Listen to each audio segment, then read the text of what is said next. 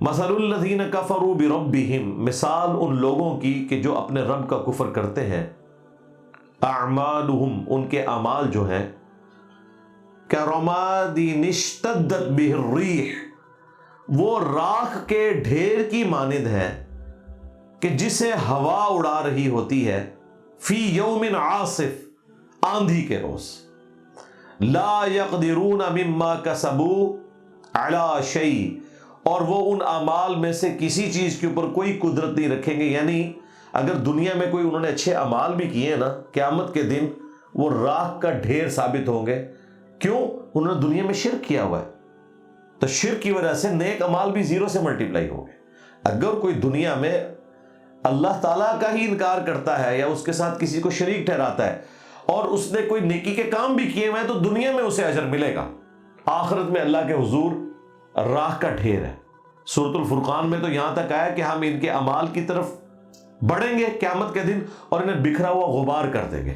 جیسے وہ فٹ بال کو ہٹ لگائی جاتی ہے نا، اور وہ گیا، اس طریقے سے اللہ تعالیٰ فرمایا ان کے اعمال کو ہم برباد کر دیں گے قیامت والے دن. کسی عمل کے اوپر یہ قدرت نہیں پا سکیں گے کہ اللہ کے حضور اس عمل کو پیش کر سکیں. وہ دنیا میں ان کو اجر مل گیا. اور اس میں کوئی کافر نہیں، مسلمانوں کا بھی یہی حال ہے. جو صحیح مسلم میں حدیث ہے، ریاکاری کرنے والے کے لیے ایک سخی کو، ایک شہید کو اور ایک قرآن کے عالم کو بلایا جائے گا. اللہ تعالیٰ تینوں کو اپنی نعمتیں گنوائے گا. اور صحیح مسلم کے الفاظ ہیں، اللہ تعالیٰ شہید سے پوچھے گا کہ بتا، میں نے تجھے اتنی اچھی صحت دی اور زندگی دی، تو نے میرے لیے دنیا میں کیا کیا؟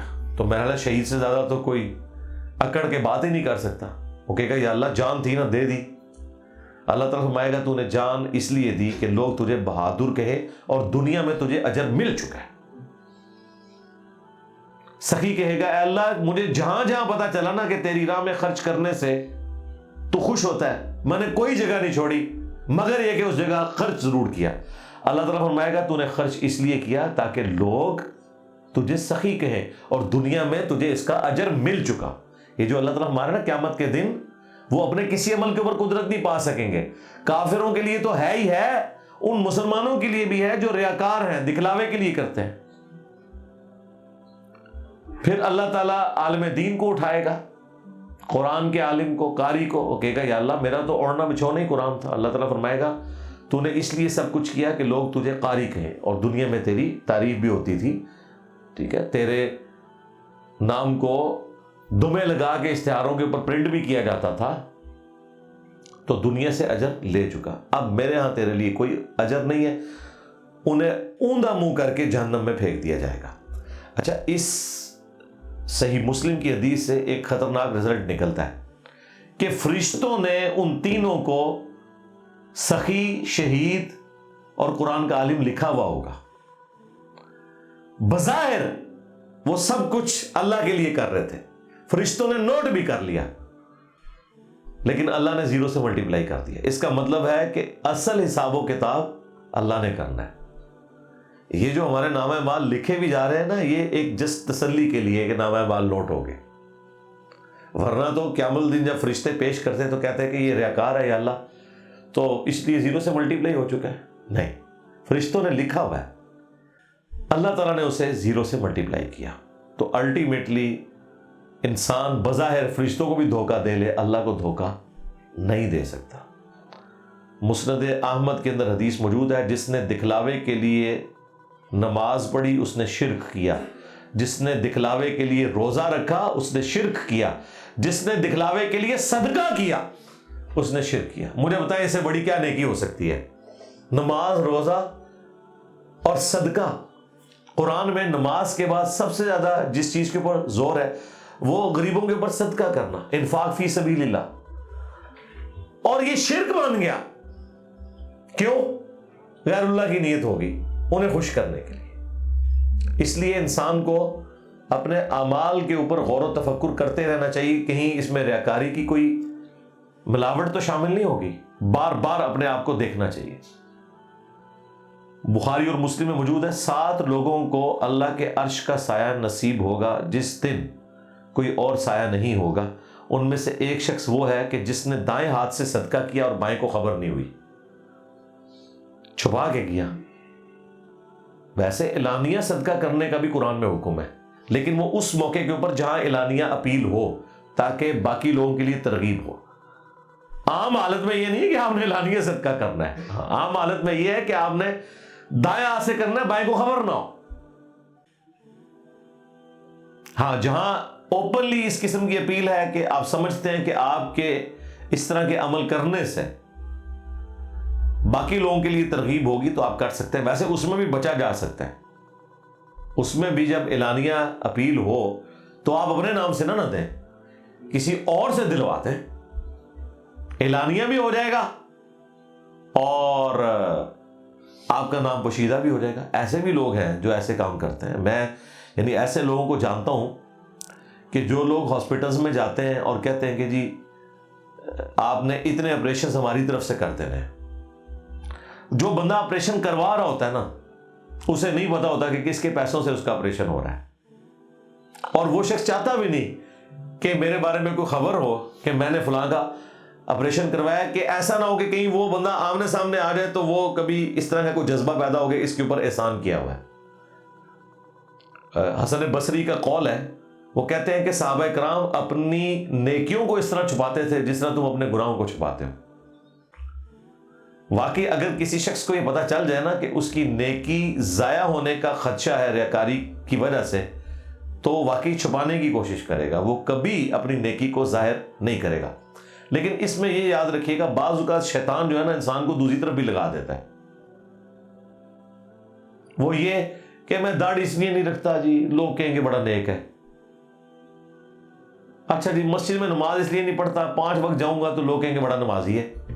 اب یہ شیطان دوسری طرف سے حملہ کر رہا ہے. جہاں حکم آ جائے گا نا وہاں باقی سارے کے سارے معاملات اٹھ جائیں گے. مرد کے لیے حکم ہے کہ اس نے مسجد میں ہی نماز پڑھنی ہے، اعلانیہ ہی پڑھنی ہے، بھلے اسے لوگ نیکوکار کہیں. اگر وہ اس خدشے سے پیچھے رہ گیا تو شیطان نے دوسری طرف سے اس کے اوپر وار کر دیا. وہاں پہ سنت کی پرائورٹی ہے، نبی علیہ السلام کی تعلیمات کی پرائورٹی ہے. وہ تو بخاری مسلم میں حدیث ہے، اگر مجھے عورتوں اور بچوں کا خیال نہ ہو تو میں ان لوگوں کے گھروں کو آگ لگا دوں جو گھر میں نماز پڑھتے ہیں اور مسجد میں آ کے نماز نہیں پڑھتے. الا یہ کہ کسی کو جان کا خوف ہے، اسی طریقے سے بارش ہے، سخت سردیاں ہیں، نکلنے میں تردد ہے، وہ ایک الگ چیز. لیکن عمومی کوئی ایسا عمل نہیں بنا سکتا مرد کہ وہ گھر میں نماز پڑھے.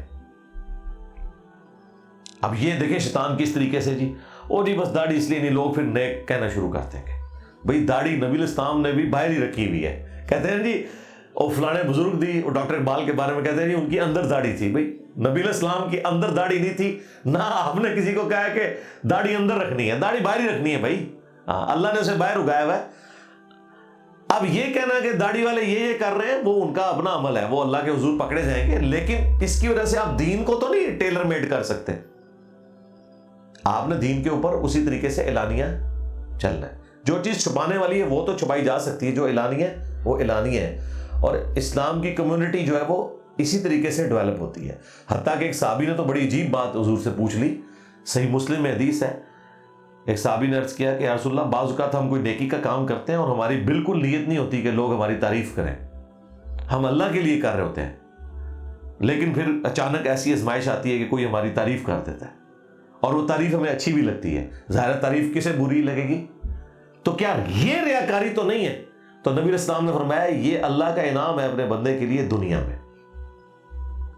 اگر تمہاری نیت نہیں نہ ریاکاری کی اور کسی نے آپ کی تعریف کر دی، پھر آپ کا کام ہے آپ لا حول ولا قوت الا باللہ پڑھیں. ٹھیک ہے، وما توفیقی الا باللہ، اللہ کی توفیق سے ہے سب کچھ. لیکن یہ جو تعریف ہو رہی ہوتی ہے یہ اللہ کی طرف سے انعام ہوتا ہے. لیکن دوسری طرف بخاری مسلم میں نبی علیہ السلام نے کسی کی اس طرح کی تعریف منہ پہ کرنے سے منع بھی فرمایا، سوائے اس کے کہ کہیں واقعی جنگن کوئی ضرورت پڑ جائے. وہ نبی الاسلام بھی اپنے صحابہ کرام کی تعریف کر دیا کرتے تھے. کئی صحابہ کی آپ نے اعلانیہ تعریف کی ہے. امیر الامت کہا، صحیح بخاری میں آتا ہے ابو عبیدہ ابن جرح کو، تو اعلانیہ آپ نے کہا. اعلانیہ ایک مجلس میں 10 لوگوں کو جنت کی بشارت سنا دی ہے تو وہ اعلانیہ ہوا ہے. وہ کبھی کبھار اس طرح کے معاملات بھی ہو جاتے ہیں، لیکن جن کو جنت کی بشارت ملی ہوئی ہے انہوں نے اس کے بعد کوئی جنتی والے کام کرنے چھوڑ نہیں دیے. ویسے جیسے ٹکٹ مل جائے تو اسے تو مجھے مارنی چاہیے. حضرت عثمان کو تو حضور نے فرمایا کہ عثمان جنتی آج کے بعد جو مرضی کرے. اس کے بعد تو ایٹ لیسٹ ان کی لاٹری نکل آئی تھی, ان کو پھر اپنی مرضی کی زندگی گزارنی چاہیے تھی, لیکن ایسا نہیں ہوا. جامع ترمذی میں حدیث ہے کہ وہ قبرستان جاتے تھے, اتنا رویا کرتے تھے کہ ان کی داڑھی آنسوؤں سے تر ہو جاتی تھی. تو لوگوں نے کہا حضرت یہ آپ کی حالت کیوں ایسی ہو جاتی ہے؟ تو فرمایا کہ میں نے خود نبی علیہ السلام سے سنا ہے کہ قبر آخرت کی منزلوں میں سے پہلی منزل ہے. جس کی یہ منزل آسان ہوئی اس کی اگلی منزلیں آسان ہوتی جائیں گی, اور جو ادھر پھنس گیا وہ اگلی منازل میں پھنستا چلا جائے گا. اچھا, کسی سیانے نے حضرت عثمان کو یہ نہیں کہا اس وقت کہ حضرت آپ کو تو جنت کی بشارت ملی ہوئی ہے. میری تو بڑی خواہش ہے کہ مجھے کوئی ایسی حدیث ملے کہ کسی صحابی کو اس طرح کی آخرت اورینٹڈ باتیں کرنے پہ دوسرا بندہ یہ کہے کہ حضرت تسی طرح نہ اس طرح نہیں گلا کرو, تسی تو بخشے بخشائے ہو. اس کا مطلب پتہ کیا ہے؟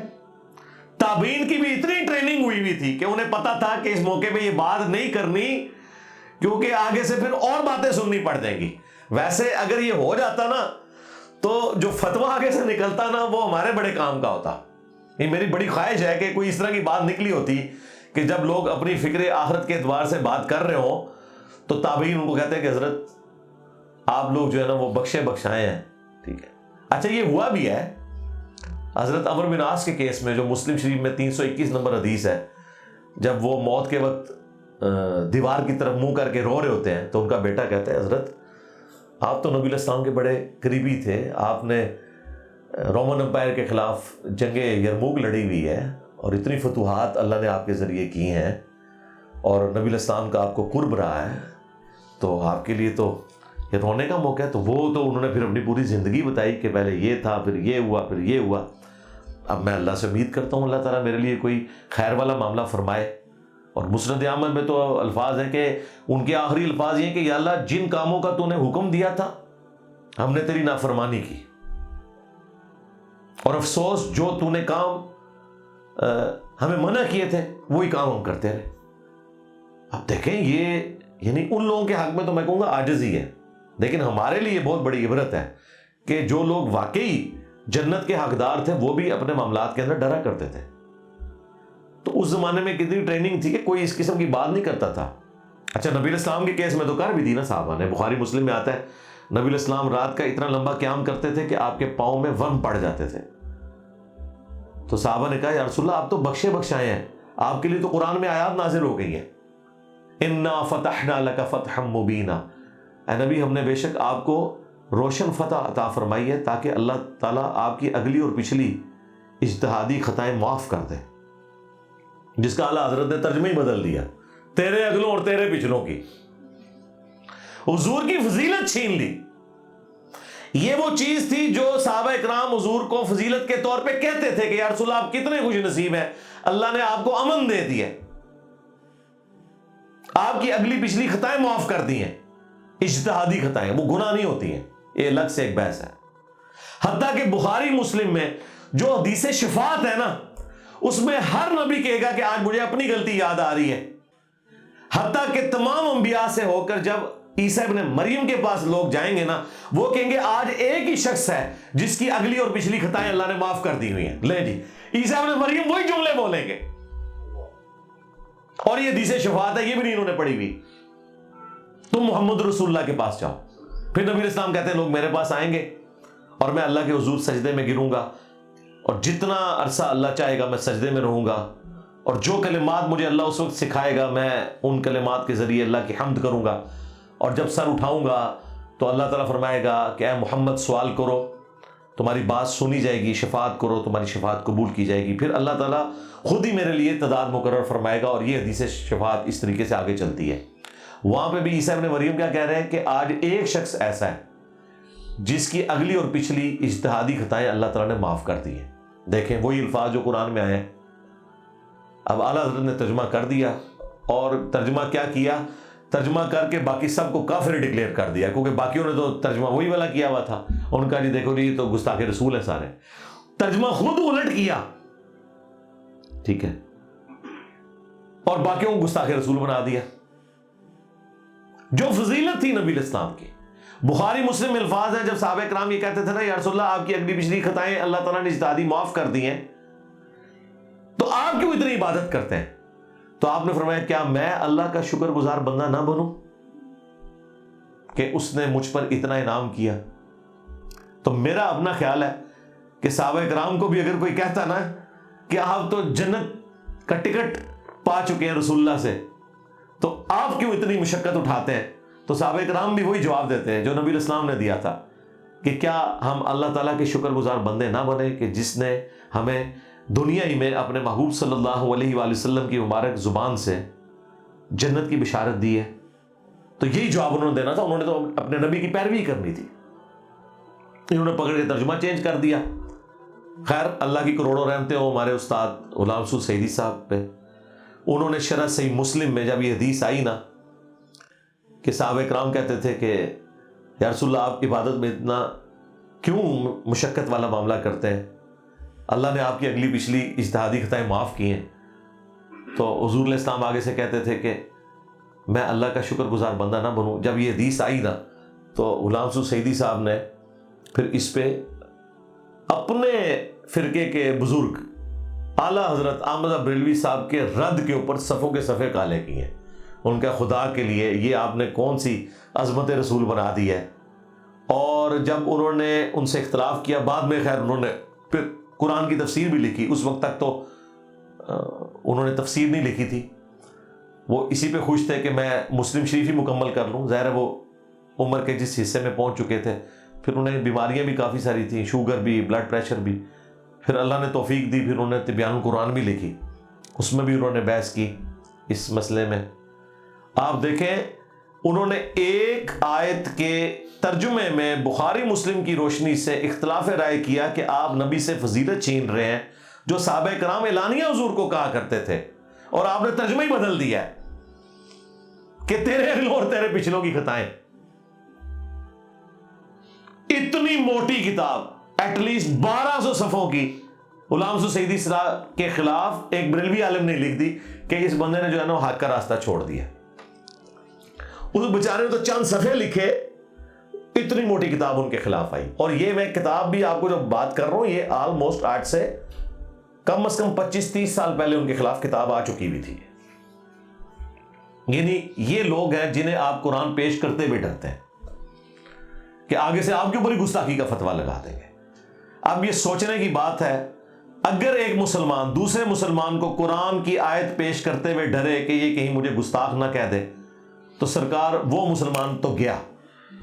یعنی اگر کوئی مجھے آیت پیش کرتے ہوئے ڈرتا ہے کہ اگر میں نے اسے آیت سنائی تو یہ آگے سے میرے اوپر ہی فتویٰ لگا دے گا، قرآن کا انکار کر دے گا، اس کا مطلب یہ ہے کہ پھر میں تو مومن کوئی نہیں ہوں جی۔ مومن تو وہ ہوگا کہ اسے آیت اور حدیث بتائی جائے اور وہ کہ سمعنا و اطعنا، سنا اور مان لیا۔ تو بات کہاں سے کہاں چلی گئی؟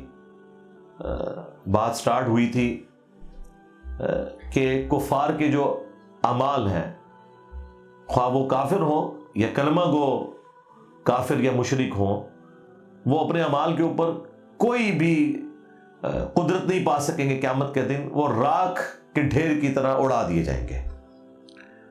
ذالک هو الضلال البعید، اور یہ ہے دور کی بڑی گمراہی کہ کوئی شخص دنیا میں محنت بھی کرتا رہے اور آخرت میں اس کے اعمال کو زیرو سے ملٹیپلائی کر دیا جائے۔ اللہم لا تجعلنا منہم، اللہم حاسبنا حسابا یسیرا، آمین۔